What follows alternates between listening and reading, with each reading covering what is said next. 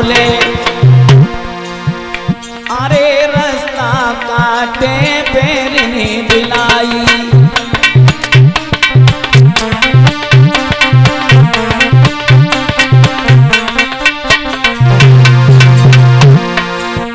अरे केल चलत मणिधारी मिले अब सगुन होते। अरे केल चलत मणिधारी मिले और मार्ग में द्वे स्वान लड़े जाई।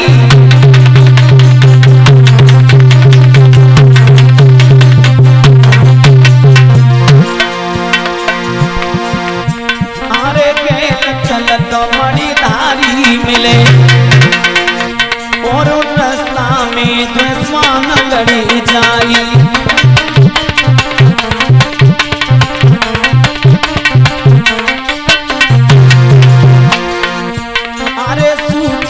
कौआ बोले अरे सूखी डाल कौआ बोले और विधवा कंडा ले गई आई।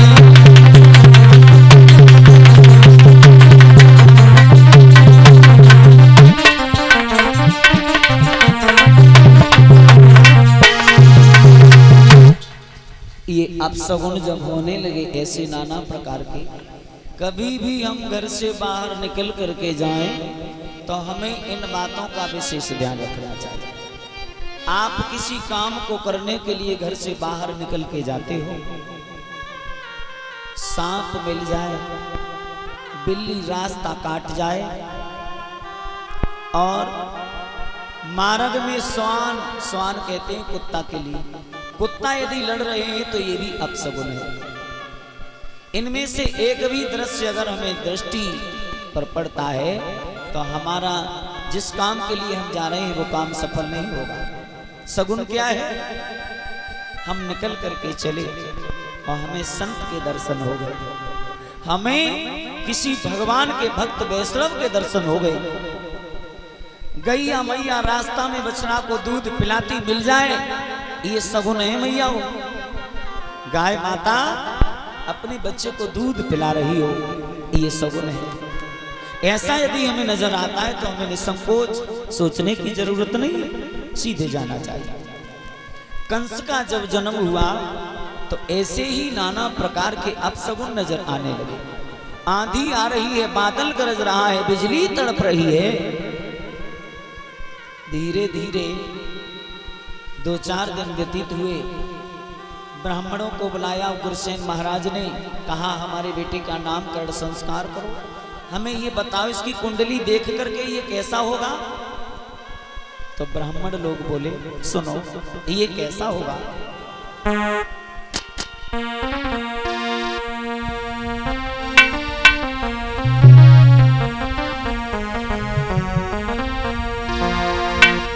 कि संतों को और ब्राह्मणों को, कि संतों को और ब्राह्मणों को और बेशक वो खूब सताएगा।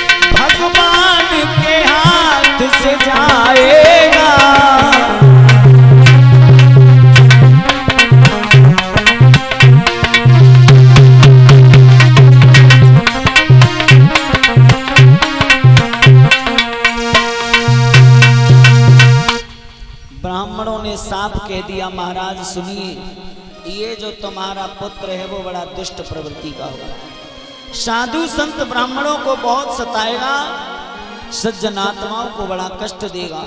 महाराज उग्रसेन मैया पवन रेखा ने कहा, आगे चल कर के जो हमारे पैर में लगने वाला बड़ा कांटा बने उसको हम अभी क्यों ना निकाल दें। उसी वक्त इस कंस को लिया, कांसों में लपेटा, यमुना जी में प्रवाहित कर दिया। नहीं चाहिए हमें कुल का कलंक पूत, इससे तो हमने पूते ही ठीक है। कहा है ना, मैया जने तो भक्त जनी के दाता के सूर, नहीं तो मैया बांझ भली क्यों प्रथा गमावे नूर। माता यदि पुत्र को जने, या तो वो मैया का लाल देश का भक्त हो या ईश्वर का भक्त हो, और दुष्ट को जने जाते अछूत एक ईंट जने जो दीवार में लग जाए, ऐसा संत जन कहते। ऐसा मन में विचार करके कंस को यमुना जी में बहा दिया। बटेश्वर के रहने वाले महाराज सूरसेन है, यमुना में बहता बहता ये जा रहा था। वो यमुना जी पर आए थे, भ्रमण करते करते उन्होंने देखा कि कुछ जा रहा है, तो उन्होंने इस कंस को निकाल लिया और कंस का लालन पालन किया। ये कंस बड़ा हो गया। श्रोताओं, कंस जब बड़ा हो गया श्रोताओं, तो इसको मालूम पड़ा कि जहां हम रह रहे हैं, जहां हमारा लालन पालन हो रहा है, ये हमारे पिता नहीं है, हमारे पिता महाराज उग्रसेन है। तो श्रोताओं, ये कंस जो है अपने नगर में आकर के रहने लगा, महाराज उग्रसेन के पास रहने लगा है। धीरे धीरे परिणाम ये हुआ कि ये दुष्ट प्रवृत्ति में पड़ गया, इसकी जो संगति है वो बिगड़ गई। अब तो ये इतना अत्याचार करने लगा। ब्रज क्षेत्र से ब्रज वालाएं दही माखन बेचने के लिए मथुरा जाती हैं।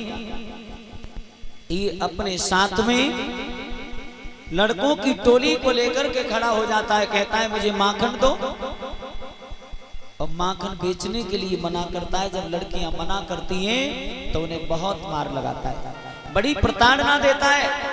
यहां तक हुआ श्रोताओं की इसकी शिकायतें महाराज उग्रसेन के पास जाने लगी। उग्रसेन महाराज ने एक दिन कंस को बुलाया दरबार में और कहा, बेटा एक बात बताओ, राजा और प्रजा का पिता और पुत्र जैसा संबंध होता है। राजा जो प्रजा का रक्षक होता है वो ही प्रजा का भक्षक बन जाएगा, तो प्रजा की रक्षा कौन करेगा। कंस बोला, ज्यादा ज्ञान मत पढ़ाओ, सीधा सीधा कहो क्या कहना चाहते हो। बोले, मैं ये कहना चाहता हूँ, इन लड़कियों को आपने क्यों मारा पीटा है। इनके पिताजी हमारे पास शिकायत लेकर के आए हैं, आपको शर्म आनी चाहिए, आप एक राजा के पुत्र हो, युवराज हो, ये काम आपको शोभा नहीं देता। सो कंस के साथ के दो चार लफंगा मैया वहां खड़े रहे। उसने पूछा, बुलाया, कहा भैया। बोले हाँ, एक काम करो, इन महाराज के सर से सर का ताज उतारो और मेरे सर पर रख करके मुझे यहाँ का राजा बनाओ, और महाराज के लिए हथकड़ी बेड़ियों में बांध करके जेल में ले जाके डाल दो। क्यों? अब ये बूढ़े हो गए, इनकी अकल की घोड़ी भी बूढ़ी हो गई है, इनका शरीर काम नहीं करता। तुरंत जल्लादों को बुलाया, महाराज उग्रसेन को कैद खाने में बंद करा दिया। पिता के सर का ताज उतार करके अपने सर पर सजाया और स्वयं राजा बन करके सिंहासन पर विराजमान हो गया। अब क्या होगा आप बताओ। जब दुष्ट राजा होगा फिर तो मनमानी आचरण होगा। सर्व स्वतंत्र न सर पर कोई, आवे मने करो तुमसे। अब तो भैया मनमाना आचरण हो रहा है, प्रजा बड़ी दुखी है, कष्ट उठा रही है। सुखदेव जी महाराज वर्णन करते हैं, जब अत्याचार की सीमा बढ़ गई तो देवता लोग, संत ऋषि महात्मा बड़े परेशान हुए, भगवान से प्रार्थना करने लगे, प्रभु अब तो बहुत समय हो गया, आप आ जाओ, अवतार लेकर के आओ, कंस के अत्याचारों को अब हम सहन नहीं कर पाते। श्रोताओ, ये कंस रह रहा है इधर भगवान से प्रार्थना कर रहे हैं सभी लोग। सुखदेव जी महाराज समझा रहे हैं राजन परीक्षित, कंस के जो चाचा हैं महाराज देवक, देवक की कन्या थी जिसका नाम था देवकी। ये कंस उसे बहुत प्यार दुलार करता था। देवकी जब सियानी हो गई विवाह के योग्य, तो ये सोचने लगा मुझे अपनी बहन का विवाह कर देना चाहिए। भोजराज कंस ने चारों ओर नजर घुमाई तो देवकी के योग्य कोई वर नजर नहीं आया। वर जब नजर नहीं आया तो इसने मन में विचार किया, क्यों न मैं अपने मित्र वसुदेव के साथ में अपनी बहन का विवाह कर दूं।